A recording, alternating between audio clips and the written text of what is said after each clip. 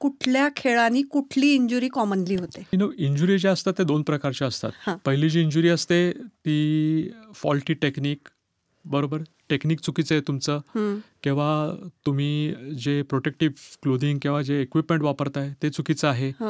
ह्या इंजुरी सर्वात जास्त असतात.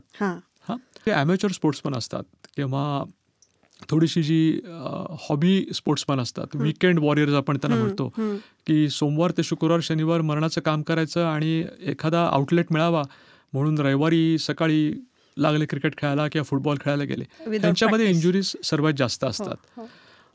त्याच्यामध्ये जर पाहायला गेलं आपण तर बेसिकली तुमचं स्किलसेट जर अप्रोप्रिएट नसेल किंवा तुमचं ट्रेनिंग नीट नसेल, तुम्ही जर स्वतःच्या बॉडीला ट्रेन केलं नसेल त्या इंजुरीला, तर ह्या इंजुरीज होतात. दुसरा प्रॉब्लेम आपण बघतो तो इक्विपमेंटचा. आणि इक्विपमेंट म्हटलं की शूज, आपलं प्रोटेक्टिव्ह इक्विपमेंट नसून पण आपण ज्या सरफेसवरती खेळतो ते फार महत्त्वाचं आहे.